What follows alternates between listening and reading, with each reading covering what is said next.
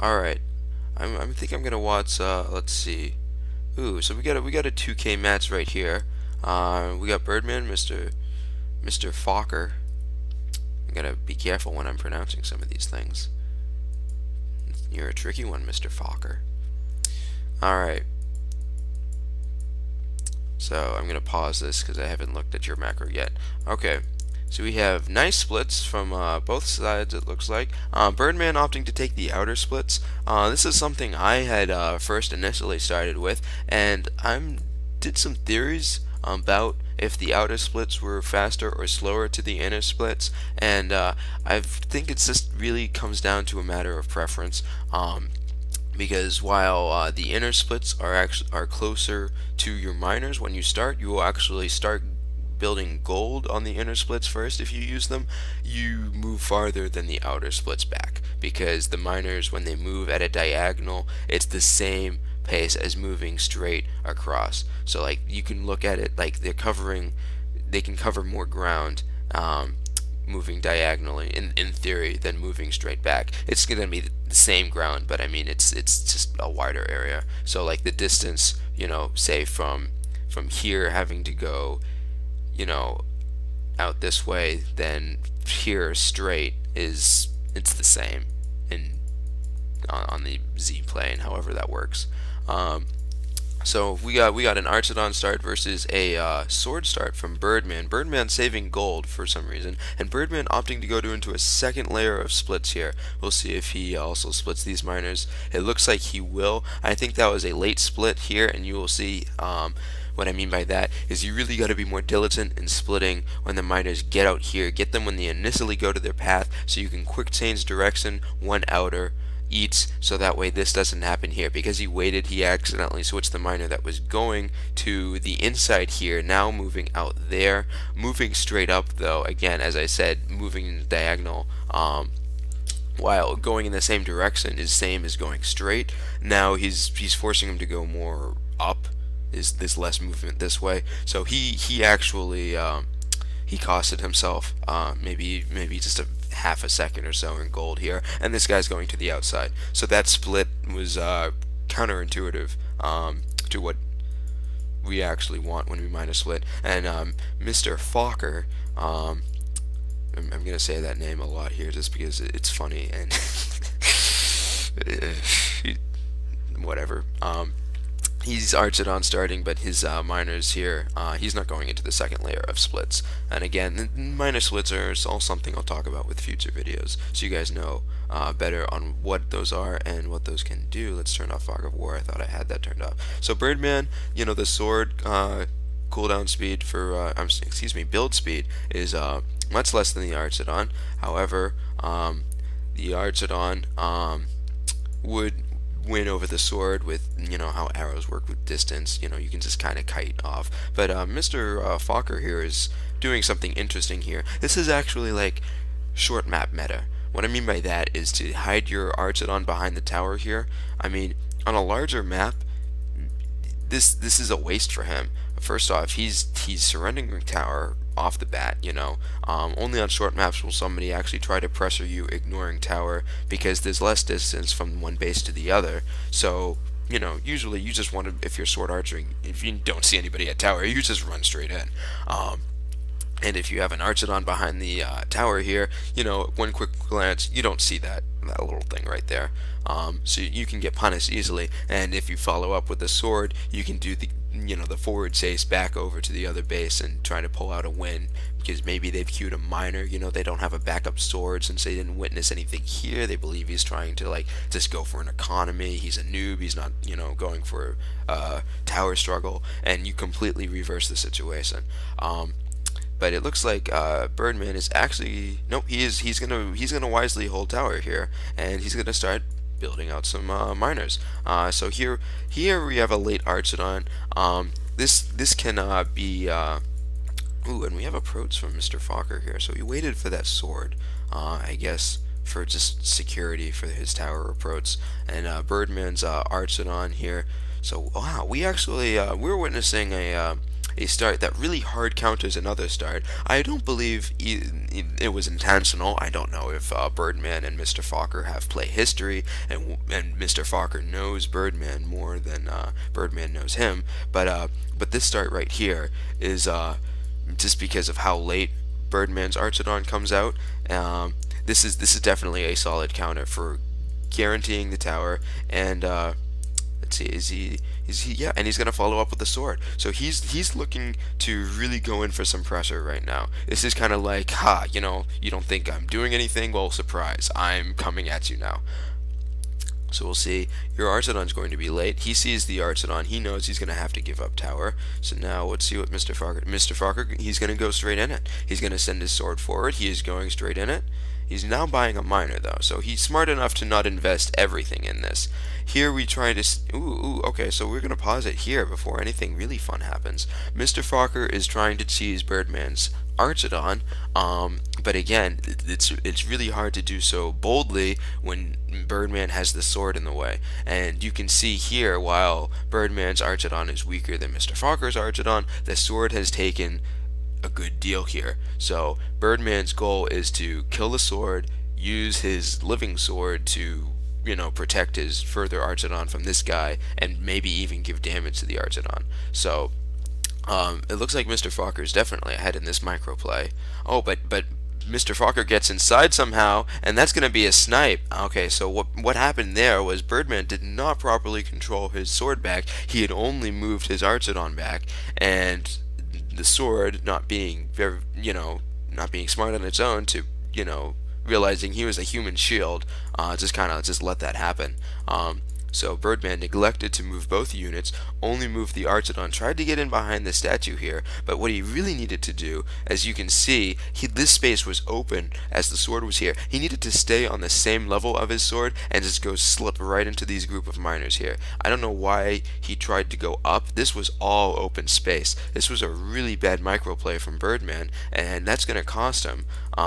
So Mr. Fokker's macro is definitely doing some mad work here. I did not want to put that on 2 item speed. I want to play normally. He's going to just G-Kite. That sword is on its very last health. Alright, now he needs to move forward, and he's going to move forward and continue sending the kite backwards. Now this play I don't agree with, because while, you know, yeah, Mr. Fokker is going to win, being that even though the sword is going to take 2 sword hits and his Archidon is going to even it up in terms of damage, he could make that sword, you know, a little more fruitful, keeping it alive and just G-kiting it, so that way he could come into the miner play here and not have to worry about getting banged out by miners. But Birdman's not going to try any of that. Birdman is going to secretly produce an Archidon that I didn't even know he had gold for. Again, watching this for the first time, I did not pay attention to that, so we're going to switch over to the Birdman screen real quick and assess the situation from what Birdman can do to come back. He's down 5 pop. He still has, it looks, I think there's, yep, so that's 2 miners there, 1, 2, 4 miners total, 2 swords, both about mid-health and less, and then 1 healthy Archidon. Mr. Fokker's sending in his weak sword here. 1, 2, 3, 4, 5 miners. You can see 2 pickaxes there, and that's, what do we have here? That's definitely 2 pickaxes. So that's 2 miners. So that's where that decimal population difference is coming from. So and then he also has a miner queued. Queued units will add to your population, a sword being 1 and a miner being 2. So Birdman's trying to go for a really hard ante, it looks like. Mr. Fokker is playing it smart, knowing he has the economy advantage. Even if Birdman does push him back, Mr. Fokker is, you know, free to kind of just use that economy against Birdman later for mid-game. So he did not invest everything into this approach, which I think was smart given the distance of this map. Birdman could actually hard ante him back, especially having the gold for another sword. Mr. Fokker would not be able to cope with that, even though he's up an Archidon piece. Birdman with a fresh Archidon, now about to have 3 swords, it would overwhelm Mr. Fokker's 2 swords and 1 Archidon. His sword would be very late. He would have to surrender his presser. Birdman will not pick up the kill on that sword being safe out of range now, and Birdman, I I believe this is a mistake. I do not believe you want mana at this time. He could be trying to go for a hard rage anti, but again, he doesn't even have the gold for more swords. I don't understand why that mana is there. I believe that is a miscue from when he tried to move his miners. And you could see Mr. Fokker just economy, economy, economy. And there's many things he can do here now. I mean, one of the simplest things would just be Castle Archer, just completely shut down Birdman's game, and go in with the spears later. The other option is he could go for just a regular Archidon and try to just outproduce Birdman, having the larger economy, and go again for another push back into the base. So we'll see what happens here. I'm going to switch now. So it looks like he's going to take what I said just now. He's going to build a second Archidon, and he's also going to save more of his gold. Look how much gold he's raking in. See, if I was him, I would, if I were to do this, I would just, yeah, see, I would make a sword too. I wouldn't even bother with a miner. Just make another sword. Go for that, sword archer pressure. Just overwhelm Birdman, because, I mean, what's Birdman going to do? Birdman has no choice, really, but to compete with that economy. He saw it, he's going, oh crap, he's going to have the better army than me soon. Let's see what I can run with this. And no, he's not going to bother running with this. He is going to. Maybe he got a whiff of what was coming. No, he's regrouping. So he knows. What is he doing? Alright, he's sending weak swords back. Yeah, Mr. Fokker going in with. Oh, so he's gonna pick that up. Nope, he did not forward kite. That was a great opportunity to forward kite, and Mr. Fokker did not take it. Birdman is going to move back. He's moving that weak miner out. This is a bad idea right here, because if you wanted to, Mr. Fokker, you could just run right in. Birdman does not have a Castle Archer. That unit would have been picked off. You would be free to pick up all his miners and then Castle Archer and just move back the rest of your army, and you would be in superior shape for the rest of the game. But here again. So okay, bad cheese from these swords right there. Birdman really could have capitalized if it wasn't the nerves. He knows he can't really lose any units, but again, those units were out. They were free to be picked off. Mr. Fokker now has the spear, so I'm going to go pause, switch back to Mr. Fokker's side. It looks like he's getting a bunch of resources that are going to try to help him out and close the game. I disagree with Hustle, since he's so far ahead in his army. I don't even know why he's bothering to retreat since he has the spear, but he's going to play this really safe, really carefully. You can see the extreme population difference now that Fokker has been able to get his economy to such great lengths, but Birdman is going to also compete with his spear. Mr. Fokker is just going to go right in. He's going to send his spear and deliver pressure to the Archidons. Meanwhile, Birdman is just going to handle his swords right there. But Mr. Fokker is actually going to he's not going to finish the job. That spear is going to die. No. No. What are you doing with that spear? Oh, come on. Go forward. G-kite. G-kite. G-kite. There is no G-kiting. Okay, there we go. Alright, and that spear is going to live. Wow. That a few of the things there should not have happened. Birdman with a sword is going to push Mr. Fokker back. Mr. Fokker not very diligent with his Qs though. Even though he has quite an amazing economy, it looks like he's having a hard time keeping up with what to spend all his gold on. He also has an ample supply of mana, keeping 2 miners there. He's building a Merrick. He's got plenty of mana to go for something else as well.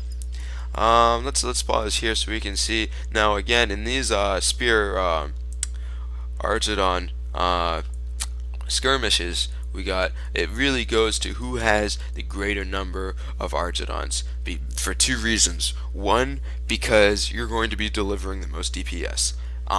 It's that simple, just without any fancy micro tricks. You're going to take whatever that is because you have the best unit count. More spears are good DPS. I mean, fairly for a melee unit. I mean, they're overall solid and they have a lot of health, but Archidons cover space. You can Z-kite with Archidons. You can shut down an approach of 5 spears and 5 Archidons with 1 spear and 6 Archidons, simply because you'll be delivering the most damage. So, the only time having a higher number of spears work if you can get really close to these guys and start picking them off. But it looks like Mr. Fokker is not going to take any risks. He's actually going to spend that spear a little too far ahead. Birdman's going to capitalize here with a forward kite. Very slow on the forward kite, but it's going to be enough.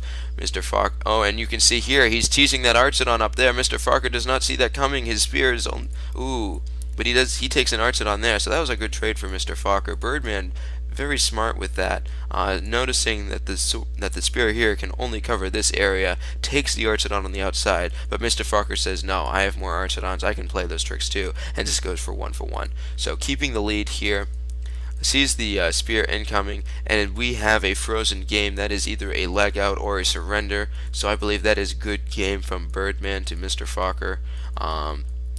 Not having anything, again, to deal with the overwhelming pressure of Fokker's army mid-game, all resulting from a huge deficit in the economy from trying to pull that late Archidon start on a very patient player. So that is what happened here. I will now